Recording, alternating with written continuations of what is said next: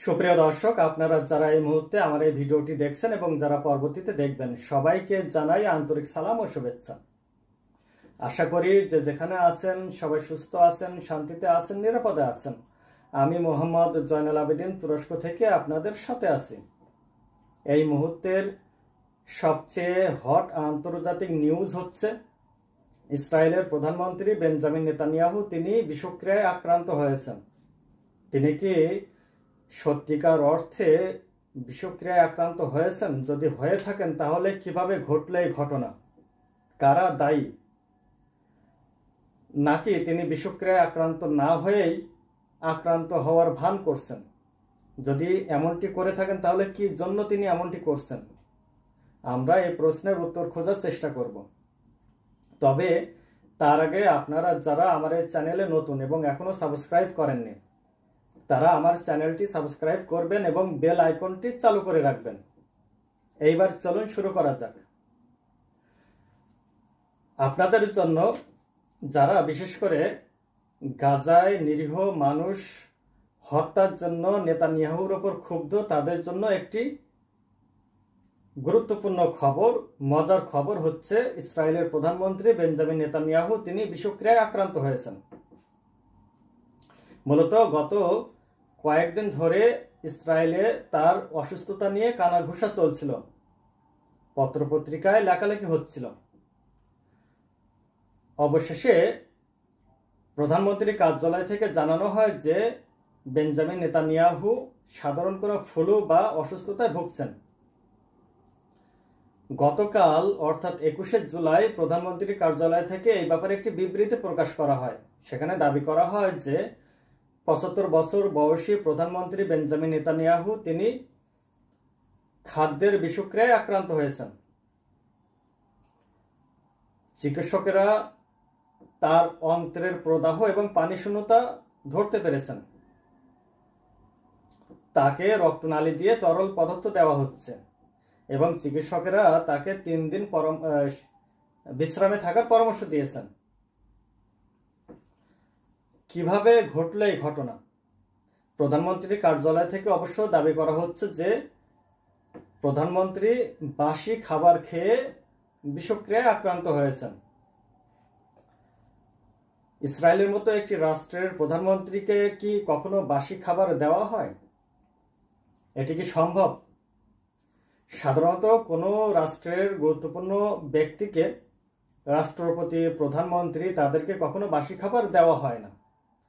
সব সময় তাজা খাবার দেওয়া হয় এবং যে খাবারটি দেওয়া হয় তা পরীক্ষা নিরীক্ষা করে যাচাই বাছাই করে দেওয়া হয়। অর্থাৎ ওই খাবার থেকে বিষক্রিয়ায় আক্রান্ত হওয়ার কোনো সুযোগ নেই, যদি কোনো ষড়যন্ত্র না থাকে এর মধ্যে। এখন নেতানিয়াহু তাকে কি বাসি খাবার দেওয়া হয়েছে? যদি হয়ে থাকে তাহলে কারা দিল? অথবা তাকে তাজা খাবার দেওয়ার পরেও তিনি কি বিষক্রিয়ায় আক্রান্ত হয়েছেন? যদি হয়ে থাকে তাহলে তাজা খাবারে তার কারা বিষ মিশালো? আমাদের কাছে সুনির্দিষ্ট কোনো গোয়েন্দা তথ্য নেই, থাকার সম্ভাবনাও নাই, সম্ভব না। আমরা শুধুমাত্র ঘটনার বিশ্লেষণ করতে পারি। আমরা এই ঘটনার জন্য 3টি বিকল্পকে সামনে রেখে আলোচনা করতে পারি। প্রথম বিকল্প হচ্ছে ইসরায়েলের মধ্যে নেতানিয়াহুর একটি শক্তিশালী বিরোধী মত রয়েছে, বিরোধী গ্রুপ রয়েছে, গোষ্ঠী রয়েছে, যারা দীর্ঘদিন ধরে তার বিরুদ্ধে সরব সোচ্চার। এবং সর্বশেষ কিছুদিন ইসরায়েলের গোয়েন্দা সংস্থার সাথেও নেতানিয়াহুর সমস্যা চলছে। গাজা যুদ্ধ বন্ধের ব্যাপারেও তার প্রতি প্রেসার রয়েছে। হামাসের হাতে বন্দী ইসরায়েলি নাগরিকদের পরিবারগুলো নেতানিয়াহুকে আর বিশ্বাস করতে চাচ্ছে না। তাদের দাবি হচ্ছে যুদ্ধ বন্ধ করো, আমাদের সন্তানকে আমাদের কোলে ফিরিয়ে দাও। সুতরাং এই পরিস্থিতিতে ইসরায়েলের মধ্যের কোনো একটি গোষ্ঠী, কোনো একটি গ্রুপ নেতানিয়াহুকে সরিয়ে দেওয়ার চেষ্টা করে থাকতে পারে।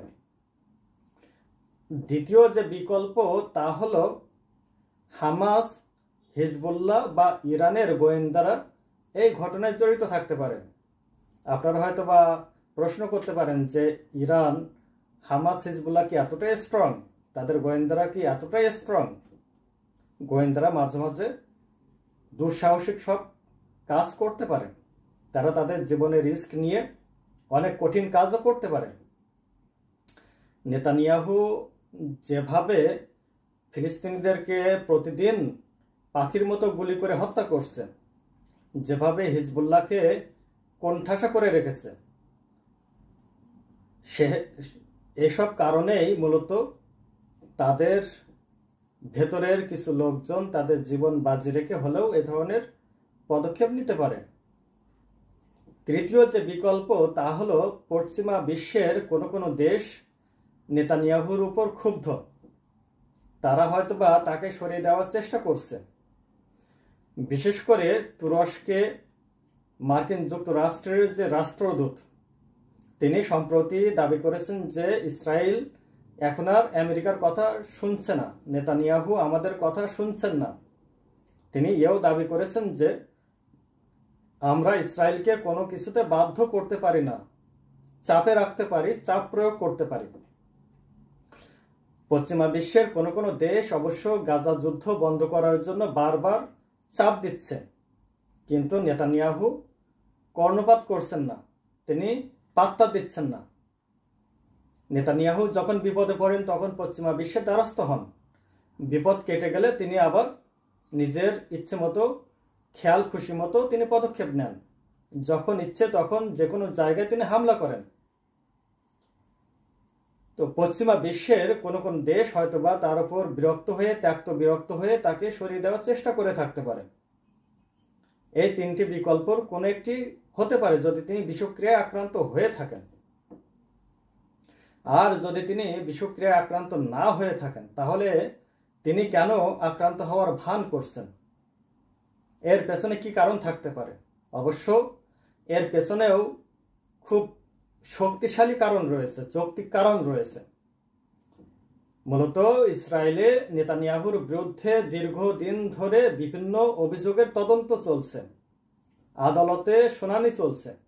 তার বিরুদ্ধে মারাত্মক সব অভিযোগ রয়েছে, যেমন উপহার কেলেঙ্কারি, প্রতারণা, বিশ্বাসভঙ্গ ও ঘুষ লেনদেনের অভিযোগ রয়েছে তার বিরুদ্ধে। আদালতে এই অভিযোগের শুনানির দিন যখনই ঘনিয়ে আসে তখন তিনি বিভিন্ন অজুহাত তৈরি করেন, বিভিন্ন পরিস্থিতির সৃষ্টি করে তিনি এই শুনানির দিন পেছানোর আবেদন করেন। এই পর্যন্ত অসংখ্যবার শুনানির দিন পেছানো হয়েছে। সর্বশেষ গত সপ্তাহে যখন শুনানির দিন ধার্য ছিল তার ঠিক আগ মুহূর্তে তিনি সিরিয়া দামেস্কে হামলা করেন এবং যুদ্ধের অজুহাত দিয়ে তিনি শুনানিতে অংশ নেননি। এই সপ্তাহেও শুনানির দিন ধার্য ছিল, ঠিক তার আগ মুহূর্তে তিনি অসুস্থ হয়ে গেলেন, বিষক্রিয়ায় আক্রান্ত হলেন অথবা আক্রান্ত হওয়ার ভান করলেন। এই অসুস্থতার অজুহাতে জেরুজালেমের ডিস্ট্রিক্ট কোর্ট নেতানিয়াহুর বিরুদ্ধে যে শুনানি চলছিল তাকে বাতিল করেছেন, পিছিয়ে দেননি, বাতিল করেছেন। কারণ হচ্ছে আগামী সেপ্টেম্বরের আগে কোর্ট আর বসবে না, কোর্ট গ্রীষ্মকালীন ছুটিতে যাচ্ছে। এজন্য নেতানিয়াহু এই যে শুনানি চলছিল তার বিরুদ্ধে, এই শুনানিতে অংশ না নেওয়ার জন্য তিনি মূলত অসুস্থতার ভান করে থাকতে পারেন এবং ফাইনালি তিনি সফল হয়েছেন। আগামী সেপ্টেম্বরের আগে তাকে আর শুনানিতে অংশ নিতে হবে না। সুপ্রিয় দর্শক, নেতানিয়াহু কি সত্যিই বাসি খাবার খেয়ে বিষক্রিয়ায় আক্রান্ত হয়েছেন, নাকি তাজা খাবারেই তাকে বিষ দিয়ে হত্যার চেষ্টা করা হয়েছে, নাকি এ দুটির কোনোটি হয়নি? তিনি মূলত অসুস্থতার ভান করছেন তার বিরুদ্ধে যে শুনানি চলছে এই শুনানিতে অংশ না নেওয়ার জন্য। আপনারা আপনাদের মূল্যবান মতামত জানাতে ভুলবেন না। আমার এই ভিডিওটি যদি আপনাদের ভালো লেগে থাকে তাহলে লাইক করবেন এবং শেয়ার করে অন্যদের জানার সুযোগ করে দেবেন। আবারও দেখা হবে অন্য কোনো ইস্যু নিয়ে অন্য কোনো সময়ে। সে পর্যন্ত সবাই ভালো থাকুন, সুস্থ থাকুন। আল্লাহ হাফেজ।